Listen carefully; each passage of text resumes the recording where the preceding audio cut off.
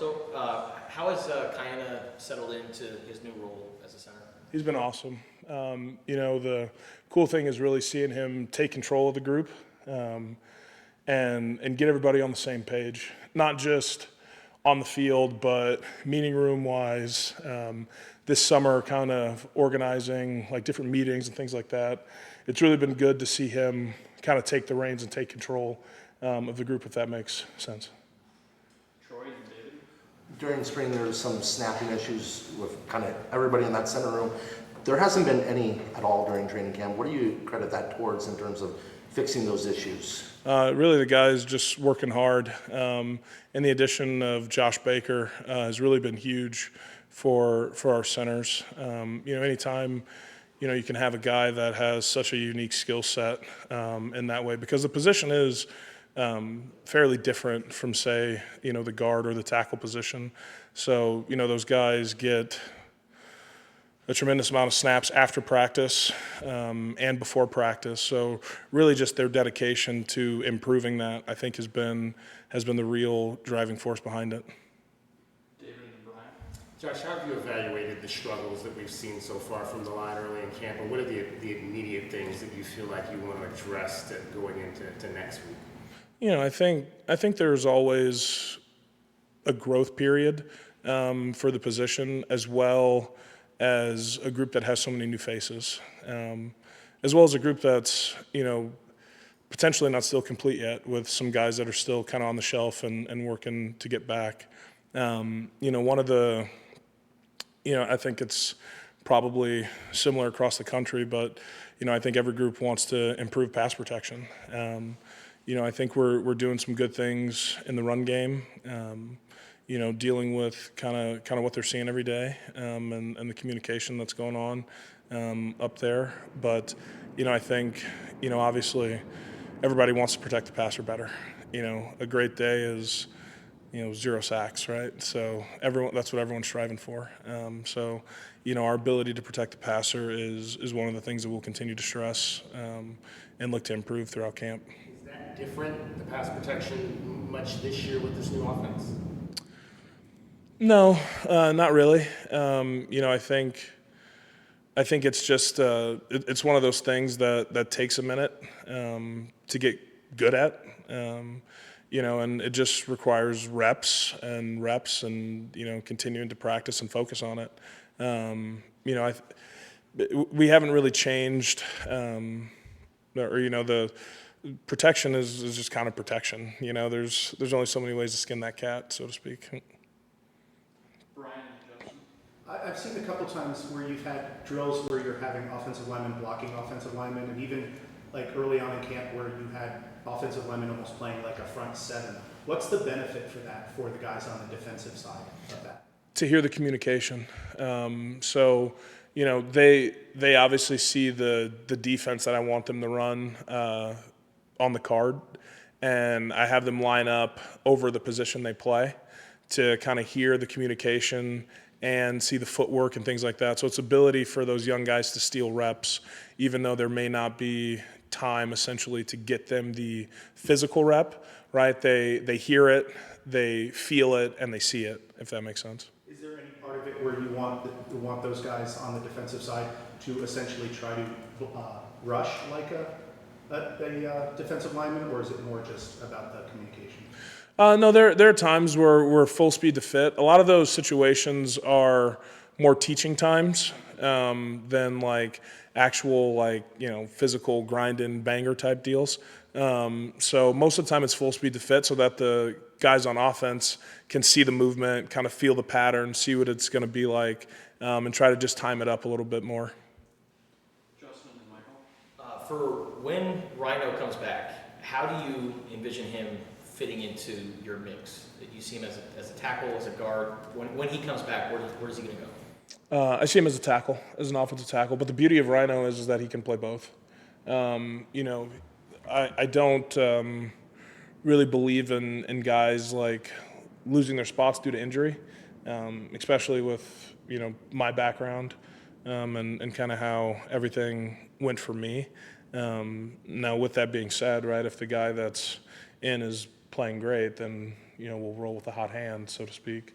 But no, I fully envision Rhino to be back full strength sooner rather than later, and he's going to have every opportunity to step right back into the role that he played for our team in the past.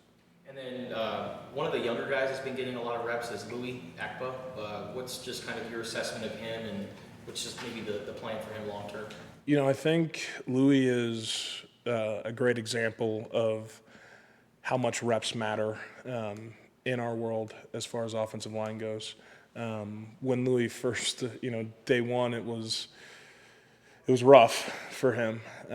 But you see him out there today, and he's going against, 60-year seniors making plays and holding his own out there at times. These reps are invaluable for Louis, and I think it's going to speed up his growth exponentially.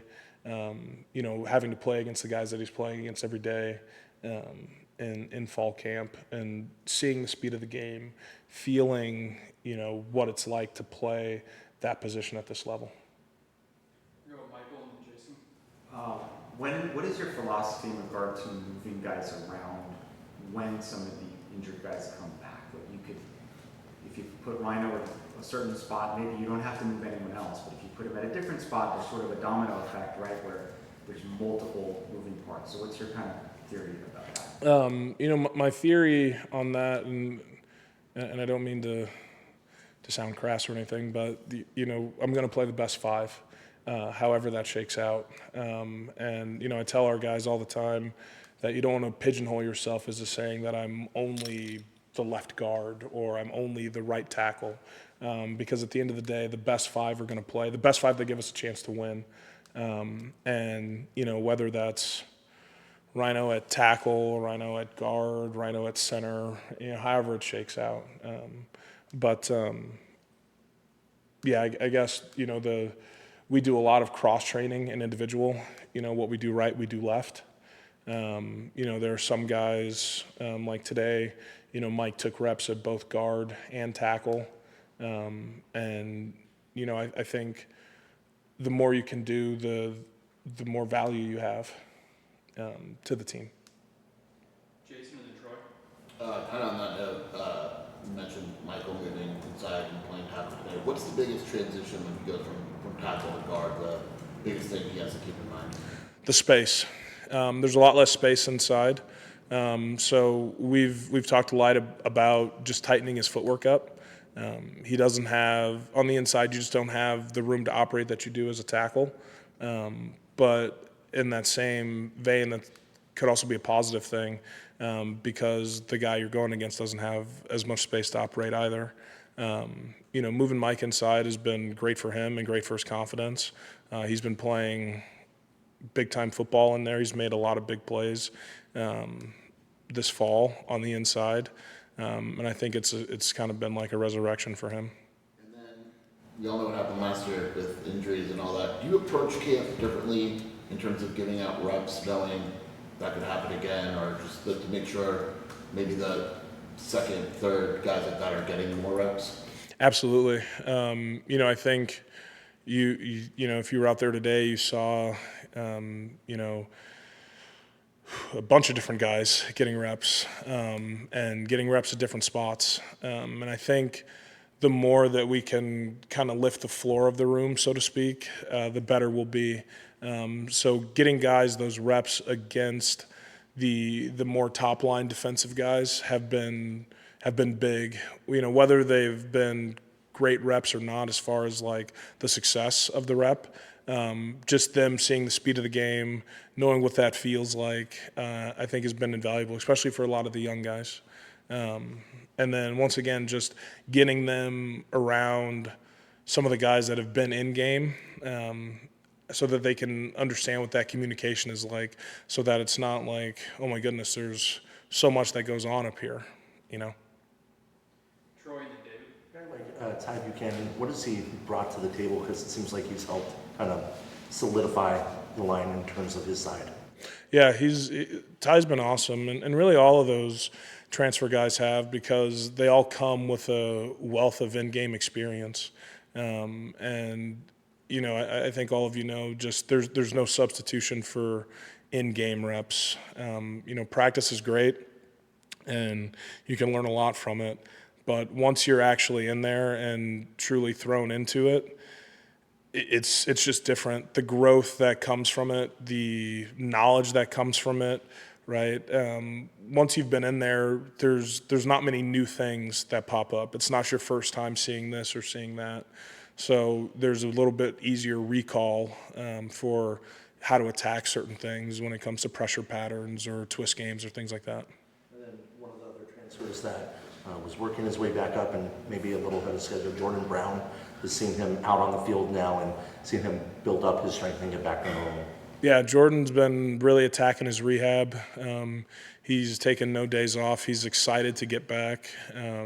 He's in my office all the time, trying to keep the mental side of the game sharp. And I was just talking to our head athletic trainer today, and kind of about how he's a bit ahead of schedule. But with that, we'll be smart. David and Justin. Josh, you're 6'8"? Yes. Correct. So obviously Tristan is 6'8". What are the advantages to having that type of height on the offensive line? What are the disadvantages?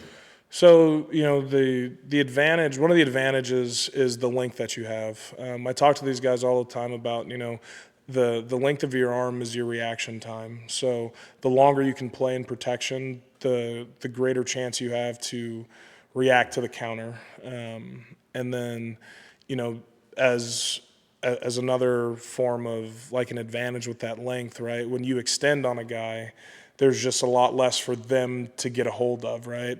So it hurts the defense and block destruction and things like that, right? Because they just can't get a hold of you. So that's one of the big advantages. And then one of the disadvantages is you have to focus on pad level all the time. It's a never-ending battle because you're just so much bigger than everybody else. So, I talk to Tristan all the time about being consistent with his pad level and focusing on it and, playing with a tight core, trying to keep his chest on his thigh, all those types of things. Just simple reminders that, hey, you are 6'8", right? And, the guy you're blocking as a 3 technique, maybe 6'3", right? Well, no one cares. Get low and block him. Justin, for our last question. What is the next year for Alexander Deuce after starting the entire season last year? Yeah, I think the big thing for Deuce and really just our group as a whole is consistency. Alex has made huge strides from where he started the season last year to where he stands today is night and day. His comfortability with the position, with the verbiage, and with the offense is night and day. He's truly started to take a leadership role in the room because when you look at it, as far as snaps played for the Wildcats, there's really no one in that room that beats him right now. So he's really started to blossom, and just the biggest thing for him is being that guy consistently every day. And so far he's done a great job with it, and that's been my charge to him. Everything I've challenged him with this offseason, he's met and or exceeded. And it's really fun to see him play confident because the game has slowed down for him. I spoke earlier about how, when it's your first time out there, everything's new, right? It's your first time seeing this, it's your first time seeing that. And that's not the case for him anymore. So everything has started to slow down, which has allowed him to play faster, which has allowed him to see the defense better. And like I said, he's really started to take on a leadership role within the room. And I'm really excited about where he is and where he's headed. Great, thank you, Coach. Thank you. Yep. Appreciate you.